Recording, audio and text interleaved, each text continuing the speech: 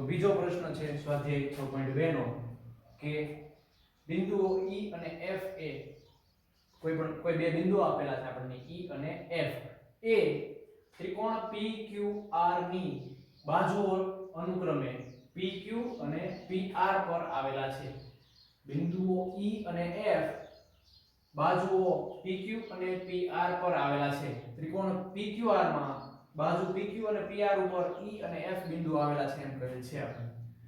તમે રકમ એક બે વાર વાંચશો એટલે તમને સરળતાથી સમજાઈ જશે. પહેલી વાર તમે વાંચશો તો તમને થોડું ઓકવર્ડ લાગશે, પણ એક બે વખત રકમ વાંચશો એટલે તરત સમજાઈ જશે. કેમ કે થોડી આડકતરી રીતે રકમ લખેલી છે કે બિંદુઓ E અને F, કોઈ બે બિંદુઓ છે E અને F નામના, જે ત્રિકોણ PQR માં, ત્રિકોણ PQR છે એની અંદર બિંદુ E અને F એ બાજુઓ અનુક્રમે PQ અને PR. PQ બાજુ ઉપર E બિંદુ આવેલું છે અને PR બાજુ ઉપર F બિંદુ આવેલું છે એમ કીધું છે. ત્રિકોણ PQR માં બે બાજુઓ છે PQ અને PR. એ બે બાજુઓ ઉપર PQ ઉપર E બિંદુ આવેલું છે અને PR ઉપર F બિંદુ આવેલું છે એમ કહેલ છે રકમ. ત્યારબાદ નીચેના દરેક વિકલ્પમાં EF સમાંતર QR છે. EF એટલે કે જ્યાં બે બિંદુઓ આવેલા છે એમાંથી એક બાજુ બને છે કે EF બાજુ એ ત્રિકોણ PQR ની એક બાજુ QR ને સમાંતર છે. ત્રિકોણની એક બાજુ QR ને આ બે બિંદુઓ જે છે એ સમાંતર છે એમ કીધેલ છે. સમાંતર છે કે કેમ? સમાંતર છે એમ કીધેલ નથી, સમાંતર છે કે કેમ એ આપણે ચકાસવાનું છે. આપણે જાતે ચેક કરવાનું છે. આપણે કોઈ પણ જાતની કિંમત મેળવવાની છે નહીં આ એક્ઝામ્પલમાં. અહીં જોવો તમે 1 2 3 4 ચારે ચાર બાજુઓના માપ આપી દીધેલા છે. આપણે મેં હમણાંની પહેલાના એક્ઝામ્પલમાં પણ તમને વાત કરી. આપણે ઓલા જે 5 સૂત્રો ભણ્યા હતા, ઉપરની બાજુ છેદમાં નીચેની બાજુ ઇઝ ઇક્વલ ટુ, સામે એ જ રીતે ઉપરની બાજુ છેદમાં નીચેની બાજુ. પછી બીજું સૂત્ર હતું નીચેની બાજુ છેદમાં ઉપરની બાજુ, નીચેની બાજુ છેદમાં ઉપરની બાજુ. પછી ત્રીજું હતું ઉપરનો અડધો ભાગ છેદમાં આખી બાજુ ઇઝ ઇક્વલ ટુ સામે ઉપરની અડધી બાજુ છેદમાં આખી બાજુ. ઈ જે સૂત્રો આપણે 5 ભણ્યા ઈ જ સૂત્રોનો ઉપયોગ કરીને આપણે ચકાસવાનું છે કે EF સમાંતર QR છે કે નહીં. સમાંતર છે કે કેમ તે જણાવો. આપણે ખાલી ચકાસવાનું છે કે ત્રિકોણમાં આ જે બે બિંદુઓ આવેલા છે ત્રિકોણ PQR ની અંદર જે બે એક્સ્ટ્રા બે બિંદુઓ આવેલા છે જે જોડાય અને એક બાજુ બનાવે છે, તો ઈ બાજુ ત્રિકોણની બાજુ QR ને સમાંતર છે કે કેમ તે ચકાસવાનું છે. અને 3 પ્રશ્નો આપણને આના પરથી પૂછેલા છે. ત્રણે ત્રણ માટે આ વસ્તુ આપણે ચેક કરવાની છે કે સમાંતર છે કે નહીં. ચાલો, તો આ રીતના 3 પ્રશ્નો આપેલા છે અને તમને બાજુઓના માપ આપેલા છે. તો સૌથી પહેલું કામ તો આપણે શું કરીશું? સૌથી પહેલું કામ તો આપણે આકૃતિ દોરવાનું કરવું પડશે. કારણ કે આકૃતિ જ નહીં ખ્યાલ હોય તો આપણે કઈ રીતે જાણી શકીશું કે કઈ બાજુ ક્યાં આવેલી છે? તો સૌથી પહેલું કામ આપણે શું કરીશું? આકૃતિ દોરવાનું. ચાલો તો આકૃતિ દોરીએ. આપણને આપેલ છે ત્રિકોણ PQR, તો આપણે એક ત્રિકોણ દોરી નાખીએ PQR. PQR નામનો એક ત્રિકોણ દોરીને જેમાં E અને F બે બિંદુઓ આવેલા છે. આ ત્રિકોણની અંદર E અને F બે બિંદુઓ એવા આવેલા છે કે જે બાજુઓ અનુક્રમે PQ અને PR પર આવેલા છે. તો અનુક્રમે કીધું છે E અને F અનુક્રમે, એટલે જે પહેલું બિંદુ કીધું હોય ને E પહેલી બાજુ ઉપર હોય, બીજું બિંદુ હોય બીજી બાજુ ઉપર હોય. તો પહેલી બાજુ પહેલું બિંદુ કયું છે? E છે. તો બાજુઓ અનુક્રમે કઈ છે? PQ. તો E બિંદુ ક્યાં આવેલું છે? PQ. PQ ઉપર આપણને E બિંદુ આપેલું છે અને જ્યારે F બિંદુ છે એ આપેલું છે આપણને PR ઉપર. તો ચાલો અહીં લઈએ આપણે. અહીં આપણે E લઈએ. આપણે એક રેખા જ લઈ લઈએ કે જે ત્રિકોણમાંથી કોઈ એક બાજુને સમાંતર છે.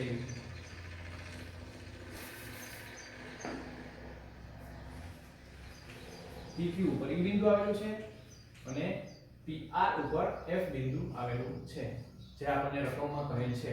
અને EF અને QR સમાંતર છે કે કેમ ચકાસવાનું છે. ચાલો સૌથી પહેલા તો આપણને જે માપ આપેલા છે એ આપણે આમાં આકૃતિમાં દર્શાવી દઈએ. PE નું માપ કેટલું આપ્યું છે? 3.9 સેન્ટીમીટર. 3.9 9 સેન્ટીમીટર આપેલું છે. પછી EQ કેટલું આપેલું છે 3 સેન્ટીમીટર. EQ આપણને આપેલું છે 3 સેન્ટીમીટર. પછી PF કેટલું આપ્યું છે 3.6 સેન્ટીમીટર. PF કેટલું છે 3.6 સેન્ટીમીટર. ત્યારબાદ FR આપણને આપેલું છે 2.4 સેન્ટીમીટર. જો પહેલો એક્ઝામ્પલ જે જોયો એ જ સૂત્રનો ઉપયોગ થશે, કેમ કે આપણને ઉપરનો ભાગ અડધો અને અડધો નીચેનો ભાગ, ઉપરનો અડધો ભાગ અને નીચેનો અડધો ભાગ, બહારના ઉપરના નીચેના બે અડધા અડધા ભાગ આપી દીધા છે. એટલે આપણે પહેલું સૂત્ર જે જોયું હમણાં આની પહેલાના જે થેલ્સના પ્રમેયમાં સાબિત કર્યું ઈ જ વસ્તુનો ઉપયોગ આમાં થશે. તો ચાલો સૂત્ર જો અહીં ત્રિકોણ ફરી ગયો. યાદ આવ્યું મેં આની પહેલાના એક્ઝામ્પલમાં વાત કરી હતી કે જરૂરી નથી ત્રિકોણ ABC જ આવે. અહીં ત્રિકોણ PQR છે તો જે સાબિતી એની બનતી હતી, જે એનો સમપ્રમાણતા બનતી હતી બદલી જશે. ABC ત્રિકોણ હતો, આપણે એમાં D અને E બિંદુ લીધા હતા. તો AD ના છેદમાં DB અને AE ના છેદમાં EC આવું બનતું હતું. પણ અહીં આવું બનશે નહીં, કેમ કે અહીં ત્રિકોણ છે PQR. તો અહીં શું બનશે ચાલો આપણે બનાવીએ સરળતાથી. ઉપરનો અડધો ભાગ છેદમાં નીચેનો અડધો ભાગ. એટલે ઉપરનો અડધો ભાગ કયો છે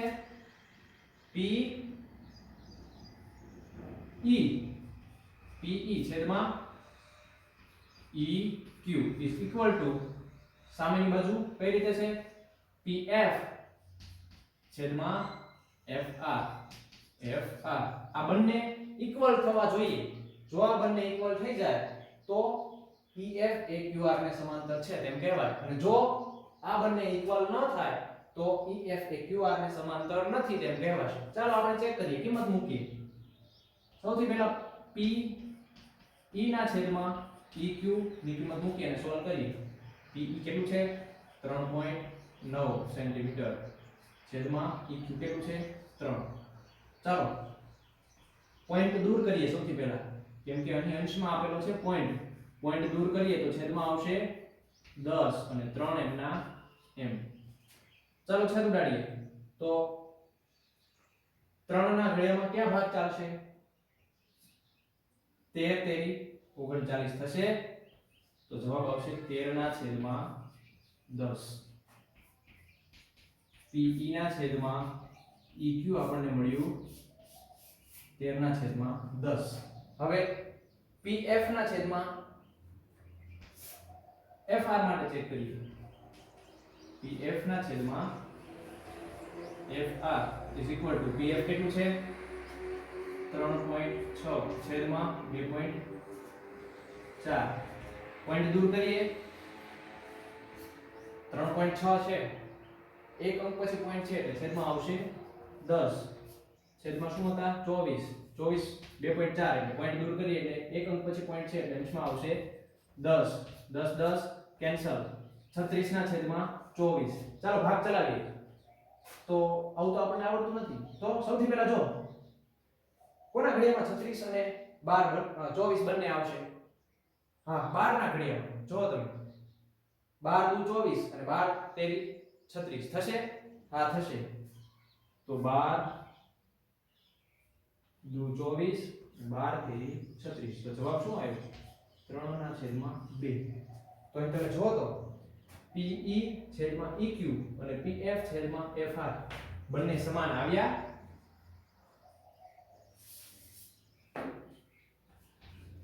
PF ના છેદમાં FR મળ્યું આપણને 3 ના છેદમાં 2. તો આ બંને સમાન આવ્યા. જો બંને સમાન હોય, બંને ઇક્વલ હોય તો EF અને QR સમાંતર હોય. પણ અહીં તો બંને ઇક્વલ નથી આવે. આથી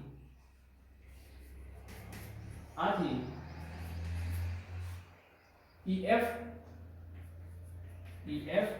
સમાંતર QR નથી. આથી EF સમાંતર QR નથી તેમ સાબિત થાય છે. ખ્યાલ આવી ગયો વિદ્યાર્થી મિત્રો? સાવ સરળતાથી આપણે આનો જવાબ મેળવી શકીએ છીએ. આમાં તો કોઈ પણ જાતની ગણતરી પણ કરવાની છે નહીં, ફક્ત ચકાસવાનું છે કે આ = આ થાય છે. જો થાય તો બંને ઇક્વલ હોય, ન થાય તો ઇક્વલ હોય નહીં. ચાલો હવે બીજો એક્ઝામ્પલ ગણવાનો પ્રયત્ન કરીએ. સૌથી પહેલા આપણે કામ કરીશું આકૃતિ દોરવાનું. ચાલો તો આકૃતિ દોરી લઈએ. ત્રિકોણ રકમમાં જ આપી દીધો છે કે P Q R, એટલે ત્રિકોણ તો PQR જ આવશે. E અને F બિંદુ ક્યાં આવેલા છે? અનુક્રમે PQ અને PR ઉપર. એટલે બિંદુ E ક્યાં આવેલું છે? અહીંયા.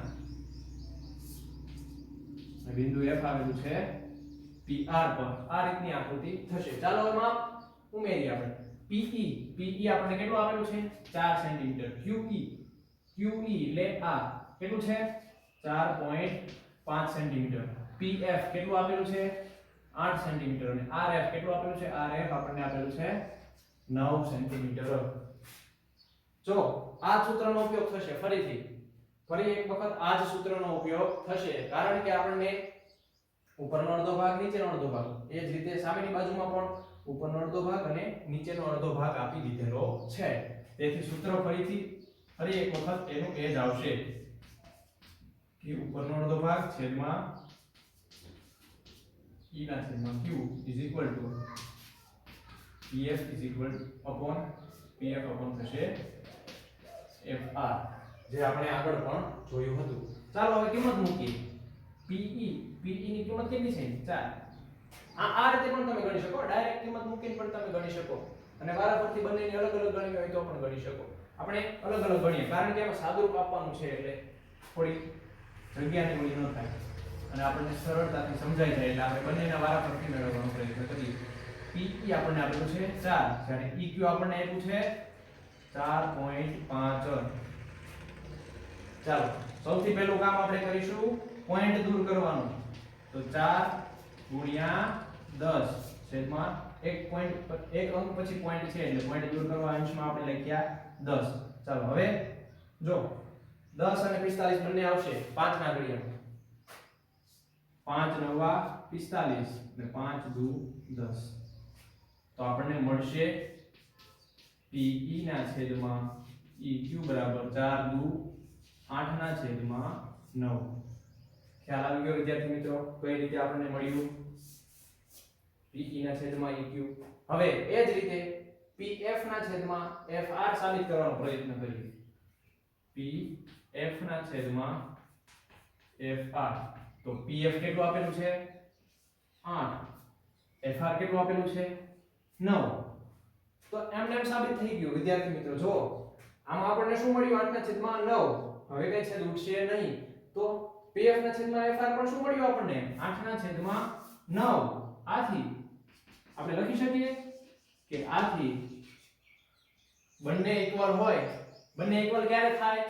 જો કોઈ ત્રિકોણની કોઈ એક બાજુને આપેલ બાજુ અથવા આપેલ રેખાખંડ, આપેલ રેખા ત્રિકોણની કોઈ એક બાજુને સમાંતર હોય તો જ બંને ઇક્વલ થાય, તો જ સમપ્રમાણતાનો નિયમ લાગે. થેલ્સનો પ્રમેય ક્યારે લાગે? કે જ્યારે ત્રિકોણની કોઈ એક બાજુને આપેલ રેખા સમાંતર હોય તો જ લાગે. અને સમાંતર હોય તો બંને ઇક્વલ થવા જોઈએ, તો જ સમપ્રમાણતાનો નિયમ લાગે, મૂળભૂત પ્રમેય. હા, તો બંને ઇક્વલ થયા. આથી આપણે શું મેળવવાનું હતું? EF સમાંતર QR. EF સમાંતર QR છે. આથી EF સમાંતર QR છે એમ સાબિત થાય છે. ચાલો ત્યારબાદ જોઈએ એક્ઝામ્પલ નંબર 3. ત્રીજો સ્વાધ્યાય 6.2 માં એક્ઝામ્પલ નંબર 2 માં ત્રીજો એક્ઝામ્પલ. ચાલો આમાં પણ સૌથી પહેલું કામ આપણે કરીશું આકૃતિ દોરવાનું, કેમ કે આકૃતિ વગર તો કાંઈ શક્ય છે નહીં. આપણને ખબર જ કઈ રીતે પડે કે કઈ બાજુ કઈ જગ્યાએ આવેલી છે અને તેનું માપ ક્યાં છે અને કેટલું છે. ચાલો ત્રિકોણનું નામ છે PQR. EF આપણે આકૃતિ સેમ દોરવાની છે, ત્રણેયમાં સેમ જ આકૃતિ આવશે, પણ સમાંતર છે કે નહીં તે ચકાસવાનું છે. ચાલો હવે બાજુનું માપ આપણે આપજો PQ. તો PQ ક્યાં આવેલી છે? PQ તો આ તો આપણે આખી બાજુનું માપ આપી દીધેલું છે. અહીં આપણે રેખાની બદલે ફક્ત રેખાખંડ જ દોરીએ એટલે આપણને સરળતાથી સમજાઈ જાય, ખોટી ગૂંચવણ થાય નહીં. E અને F. તો PQ બાજુનું માપ આપેલું છે આપણને આખી 1.28. તો લઈએ ચાલો 1.28 સેન્ટીમીટર. જોઈએ શું થાય છે. પછી PR PR ક્યાં છે આ રહ્યા 2.56 PR નું માપ આપણને આપેલું છે 2.56 સેન્ટીમીટર 2.56 સેન્ટીમીટર આપેલું છે. ત્યારબાદ ત્રીજી બાજુનું માપ આપ્યું છે PE ક્યાં છે P અને E આર્યો હા PE કેટલું આપેલું છે 0.18 અને ત્રીજું માપ આપેલું છે PF ક્યાં છે આર્યો આ PF તો એનું માપ થશે 0.36. તો આવા માપ આપેલા છે વિદ્યાર્થી મિત્રો. તો હવે તમે વિચાર કરો આમાં આપણે કયો સૂત્ર વાપરીશું. અહીં તો ઉપરનો અડધો ભાગ અને નીચેનો અડધો ભાગ થેલ્સનો પ્રમેય સમપ્રમાણતાનો મૂળભૂત પ્રમેયનો ઉપયોગ થતો હતો. એની સાબિતીનું જે સૂત્ર હતું એ સૂત્રની મદદથી જવાબ આવી જતો હતો. પરંતુ અહીં તો કંઈક અલગ જ છે. તો આમાં શું કરીશું તમને વિચાર આવશે શું કરીશું. યાદ કરો આપણે ઓલા 5 સૂત્રો જોયા હતા. યાદ છે તમને ત્રિકોણની સમપ્રમાણતા માટેના 5 સૂત્રો જોયા હતા મેં તમને ત્યારે વાત કરેલી કે આ 5 સૂત્રોનો ઉપયોગ એક્ઝામ્પલ ગણવામાં થશે. તમે યાદ રાખજો એમ કીધેલું હતું યાદ છે. તો એ જ સૂત્રનો આપણે અહીં ઉપયોગ કરવાનો છે. અને તમારે ન કરવો હોય અને તમારે આ રીતે ગણવું હોય તો પણ થઈ શકે ને. કેમ કે આખી બાજુનું માપ 1.28 હોય તો એમાંથી તમે 0.18 બાદ કરો તો તમને આ બાજુ મળી શકે.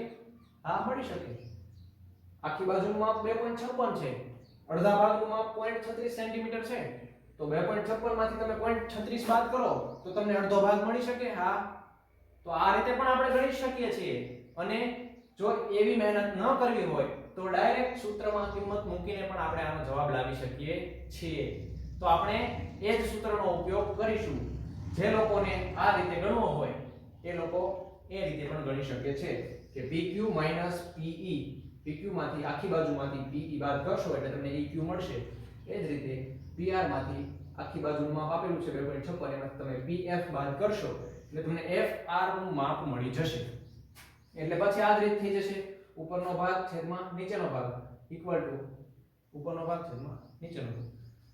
ચેક કરી લો એટલે જવાબ આવી જશે. પણ આપણે એ રીતનો ઉપયોગ કરવાનો છે નહીં. આપણે આગળ જોયેલા સૂત્રનો ઉપયોગ કરીશું. શું સૂત્ર હતું યાદ કરો. ઉપરનો અડધો ભાગ છેદમાં આખો ભાગ બાજુમાં ઉપરનો અડધો ભાગ છેદમાં આખી બાજુ ઇક્વલ ટુ સામે ઉપરની અડધી બાજુ છેદમાં આખી બાજુ. યાદ આવ્યું સૂત્ર. ચાલો હું અહીંયા લખું. ઉપરનો અડધો ભાગ એટલે શું છે PE છેદમાં આખી બાજુ કઈ છે PQ. આપણે PQ નું માપ આપેલું છે એટલે એ સૂત્ર લઈએ આપણે. P સામે થશે PF છેદમાં આખી બાજુ થશે PR. બની ગયું સૂત્ર. ચાલો હવે આપણે સૂત્રમાં કિંમત મૂકી અને સોલ્વ કરવાનો પ્રયત્ન કરીએ. પહેલા આપણે ડાબી બાજુ સોલ્વ કરીએ. PE ના છેદમાં PQ. તો PE આપણને આપેલું છે 0.18 સેન્ટીમીટર છેદમાં PQ છે 1.28 સેન્ટીમીટર. તો હવે આમાં પોઈન્ટ દૂર કરવા માટે આપણે શું કરીશું. પોઈન્ટ પછી કેટલા અંકો છે 2 અંક છે પોઈન્ટ પછી. તો 2 અંકો એટલે પોઈન્ટ દૂર કરવા 100 વડે ભાગવાનું. અંશમાં હોય તો છેદમાં 100 લખવાના અને છેદમાં હોય તો અંશમાં. બંને સંખ્યામાં પોઈન્ટ પછી કેટલા અંકો છે 2 છે.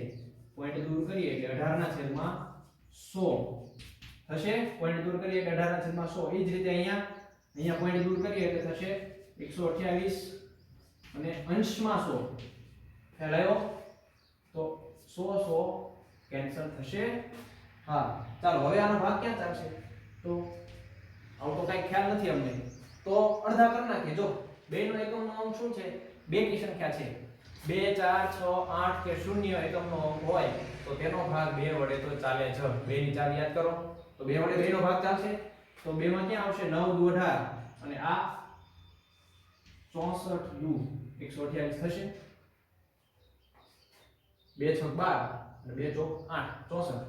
9 ના છેદમાં 64. જો તો હવે 9 64 કે આવે છે 9 ના ઘડિયામાં 64 આવે છે ના નહીં આવે. તો આ થયો આપણો જવાબ. તો PE છેદમાં PQ = 9/64 મળ્યું આપણને. એ જ રીતે હવે આપણે ચેક કરીએ PF ના છેદમાં PR માટે. તો PF કેટલું છે આપણી પાસે 0.36 છેદમાં PR કેટલું છે 2.56. પોઈન્ટ પછીના અંકો કેટલા છે 2. તો સૌથી પહેલું કામ આપણે શું કરીશું પોઈન્ટ દૂર કરવાનું. પોઈન્ટ પછી 2 અંકો છે એટલે અંશ અને છેદમાં 100 વડે અંશ અને છેદને આપણે 100 વડે ભાગીશું. પોઈન્ટ 36 છે પોઈન્ટ દૂર કર્યા એટલે 36 ના છેદમાં 100 ગુણ્યા છેદમાં શું છે 256. તો 2.56 છે આપણે પોઈન્ટ દૂર કરીએ તો 256 થશે અને પોઈન્ટ દૂર કર્યો એટલે અંશમાં આવશે 100 કેન્સલ. હવે 36 ના છેદમાં 256. ચાલો ભાગ ચલાવો. તો કાંઈ આટલો અઘરો તમને ભાગ ચલાવતા નથી આવડતો તો સિમ્પલ 2 ના ઘડિયામાં અડધા અડધા કરી નાખીએ. સૌથી પહેલા આપણે એને અડધા કરી નાખીએ તો 36 ક્યાં આવશે ચેક કરો 18 દુ 36 એટલે 18 આવશે. અહીં 256 ભાગ્યા 2 કરો એટલે 2 એકા 2 1 2 દુ 4 2 વધ્યો 2 અઠા 16 128 થશે.